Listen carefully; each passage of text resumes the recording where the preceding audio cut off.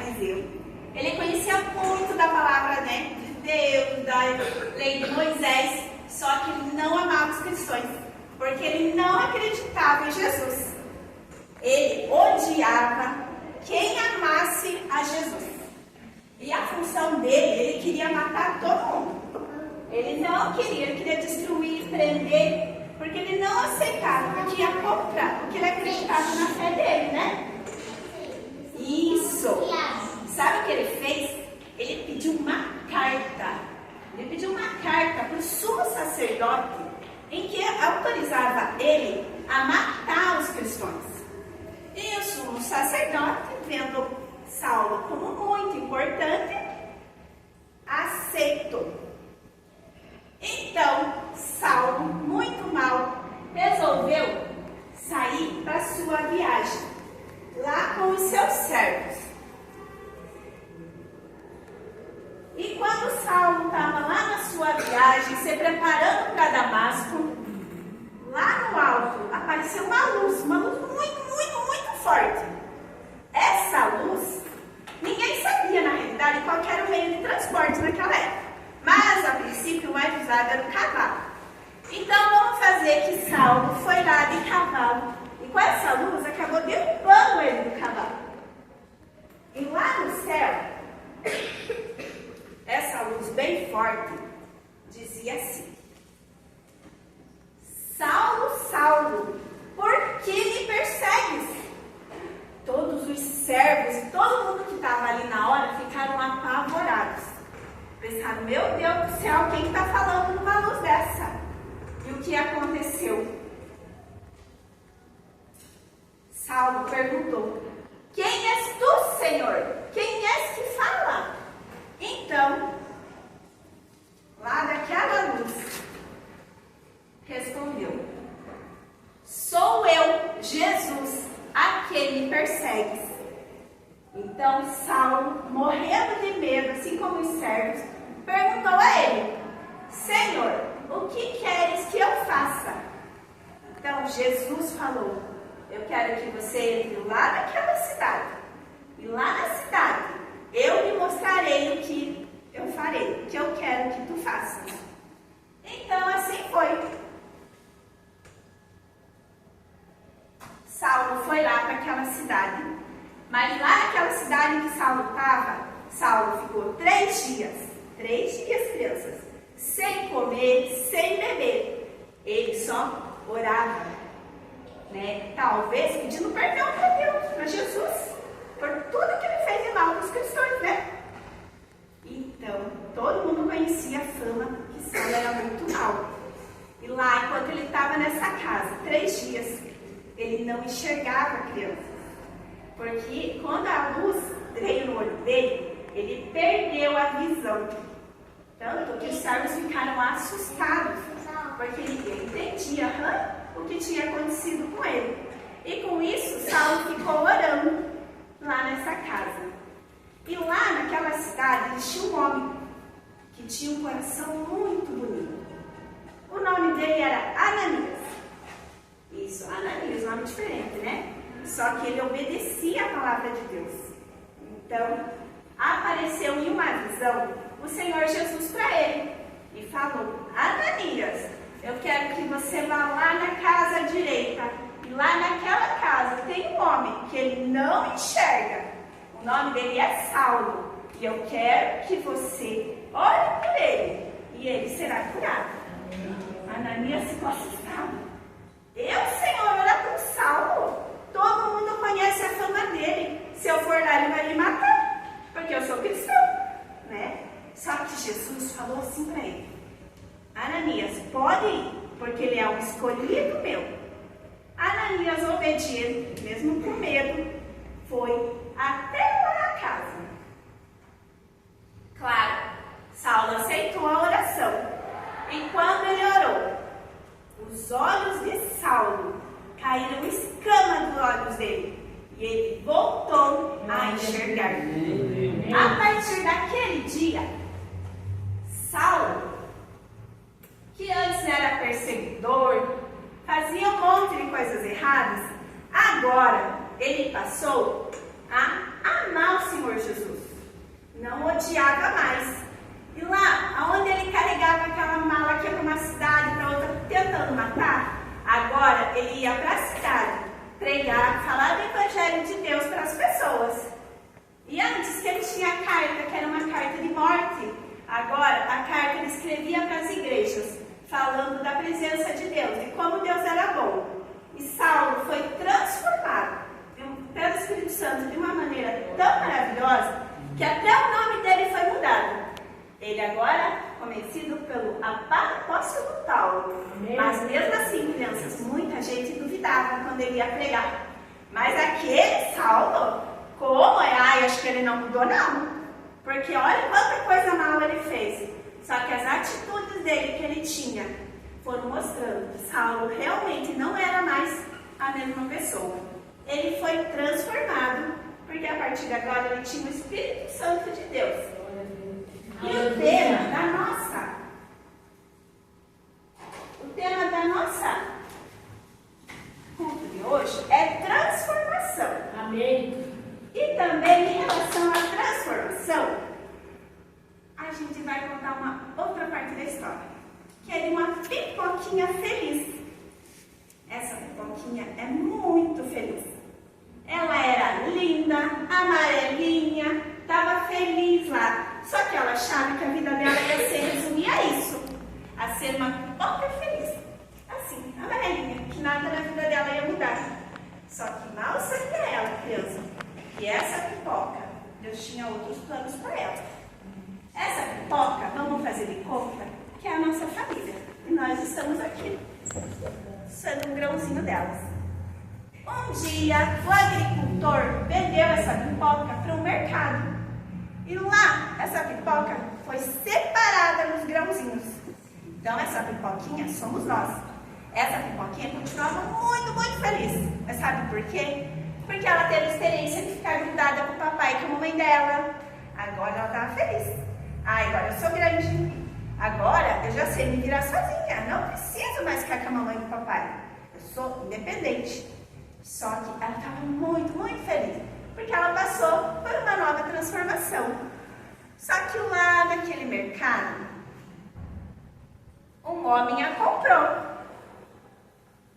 E colocou ela, primeiro o mercado colocou ela num pacotinho de pipoca. Ela ficou junto com outros grãozinhos, tá? Então lá naquele pacotinho que ela estava, com vários grãozinhos, foi outra experiência que ela teve. Agora ela já teve experiência de ficar com a mamãe e com o papai. Ela já teve experiência de ficar sozinha. E agora ela estava no pacote com um monte de amiguinhas diferentes. Só que certo dia, lá naquele mercado, foi um homem. E o homem comprou aquele lindo pacotinho de pipoca. Então ele levou para casa, crianças. O que vocês acham que ele ia fazer com aquele milhozinho lindo? Ia estourar e fazer pipoca. Então, e o que a gente precisa para fazer uma pipoca? Uma panela. Uma panela. Essa panela, crianças, representa a igreja, aonde a gente está, tá bom? Esse somos nós e esse a igreja. Então, vamos colocar a nossa pipoca na nossa panela. O que falta? Vai esquentar a panela. Fogo. Fogo. Então, vamos pegar o fogo.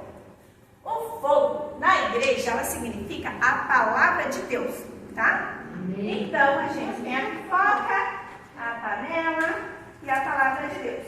A igreja, nós e a palavra de Deus, tá bom? Pegando fogo. Isso. Só que agora aquela pipoca, as crianças já estavam ficando preocupadas. Meu Deus do céu, eu estou nessa panela, como que eu vou sair daqui? Ela não estava mais feliz, crianças, porque ali estava esquentando. Vai virar uma pipoca. Isso, e estava lá, estava doendo, sabe? Estava machucando ela estava sentindo dor lá, porque estava esquentando. Só que, crianças, para essa pipoca não queimar no fundo da panela, A super-herói. ele coloca o quê? Olha. O óleo. O óleo, crianças, na igreja, ela significa o Espírito Santo. Amém. Então, quando a gente coloca lá o óleo, vai na pipoca, ela não vai grudar. Então, a pipoca, o óleo, que é o Espírito Santo, tá tá bom? Então essa pipoquinha começou a ficar com medo, não conseguia sair daquela pipoca. De repente, ela com muito medo começou a escutar esse barulho. Pum, pum, pum, pum. De repente, do nada, pum! Essa pipoquinha se transformou. Agora ela não está mais triste, não. Agora ela voltou a ser feliz. Sabe por quê? Ai, agora eu sou linda, eu sou branquinha, fofinha, macia. Que experiência legal que eu passei, não é mesmo? Olha, crianças, que legal. Agora ela estava toda feliz e contente. Só que, crianças, o que falta nessa pipoca para ela ficar gostosa? Tempero. Sal. Crianças, a pipoca aqui, que significa nós, estamos dentro da igreja, ouvindo a palavra de Deus. E o sal é o tempero, é a permanência de Deus. Ela é a permanência, porque não adianta, criança, a gente estar na igreja e ouvir a palavra de Deus e tá pensando lá fora. A palavra de Deus está entrando no ouvido e tá indo embora. Não tá ficando na gente, a gente não tá ficando temperado. Quando a gente põe na pipoca, cheia de sal, bem temperadinha, bem gostosa, essa pipoca vai ficar muito boa. Então, depois de tudo isso, o que a gente faz para comer? A gente coloca onde? Um pote. Num pote de pipoca. Então ele vai lá, fica num pote de pipoca bem gostosa. Só que, crianças, quando a mamãe de vocês faz pipoca, quem já reparou que lá no fundo da panela fica umas pipoquinhas que não estouram? Quem já reparou nisso? Vocês conseguem comer ela? Não. Não? Então, crianças, quem sabe o nome dessa pipoca? Piruá. Isso mesmo. Sabe por que, crianças, a pipoca estoura? Quem sabe? Por quê, Jonathan? Porque quem são duras não conseguem ficar. Isso. Sabe por quê? A pipoca, quando ela é como se fosse nós, sabe? Então a pipoca, quando ela quando tá assim, bonitinha, ela contém água dentro dela. Então, quando ela esquenta no fogo, na palavra de Deus, ela faz puff, ela estoura. A água significa o Espírito Santo de Deus dentro dela. Agora, essa outra pipoca aqui, ela não tem água dentro dela, ela não tem o Espírito Santo de Deus. Mas ela estava no mesmo lugar, dentro da igreja, dentro da panela, igual as outras. Ela ouviu a palavra de Deus igual as outras. Mas, crianças, ela não prestava atenção. Ela não estava nem aí. O que aconteceu com essa pipoca? Ela não estoura.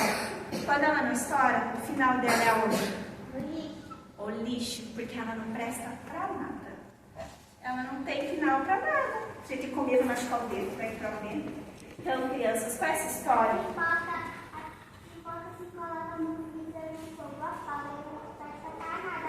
Isso. Porque assim, crianças e adultos, é assim a nossa vida. Às vezes a gente está todo mundo junto na igreja, mas está prestando atenção lá fora, fazendo outra coisa, nem sabe o que o pastor falou na igreja, né? Sai ali fora e não sabe o que aconteceu, porque escutou a palavra e não entrou no coração. Então tem que ser temperada pelo Espírito Santo de Deus. Então, agora eu quero que vocês, adultos, pensem com vocês mesmos. Quem que vocês são? Vocês são uma pipoca, que mesmo passando aceitam passar dor, ser transformado? Ou vocês são um piruá, que estão no mesmo lugar que todo mundo, mas que continuam da mesma maneira, vivendo do mesmo jeito? Desde ser cristão, não ser cristão. Você sai na rua, você não sabe se você é cristão. Ninguém sabe dizer se você é evangélico, se você não é. Então, qual a diferença você está fazendo? Então, fica uma reflexão para vocês. Que vocês são, pipoca ou um piruá. Agora eu vou chamar a Prof. Joyce para dar complemento para nós.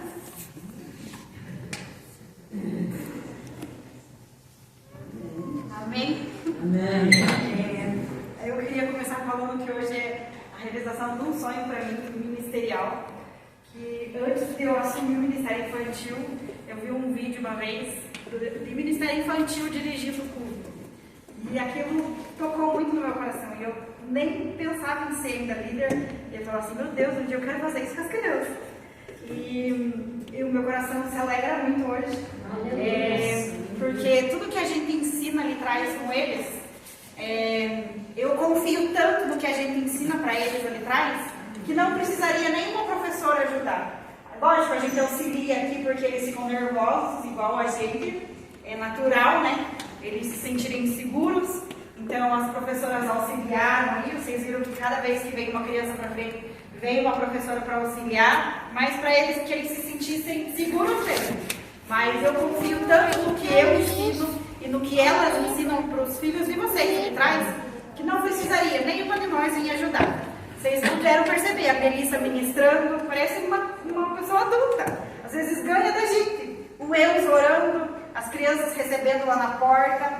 Então, essa palavra que a Paty trouxe, lá em Atos, só para complementar, lá em Atos, no versículo 5:20, diz assim: vão para o templo, anunciem a todo o povo tudo a respeito dessa nova vida.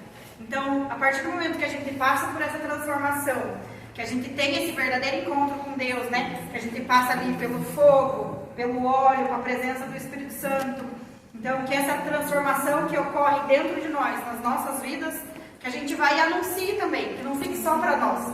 Então, que a gente possa ir e levar também essas boas novas para que quem não conhece e que quem não passou ainda por essa transformação também conheça, também venha a ser transformado pela palavra e pelo Espírito.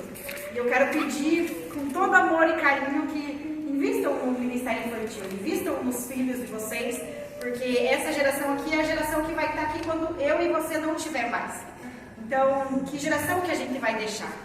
Né? Que tipo de igreja a gente vai deixar? Que tipo de ministério de louvor a gente vai deixar? Que tipo de pastor, pastora vão se levantar? Eu creio e oro muito para isso, para que do meio deles se levantem profetas, profetisas, pastores, ministros de louvor. Então eu creio no meu coração e oro muito para que Deus levante eles com autoridade, com fervor para esperar e aguardar e ver a volta do Senhor Jesus. Amém. Eles ficaram muito felizes de abrir o culto e fazer tudo, mas eu estou muito feliz também. É a realização de um sonho para mim hoje. Cadê a Paty? Cadê a Rafa? Daí queria chamar a Rafa, que dela vai dar continuidade.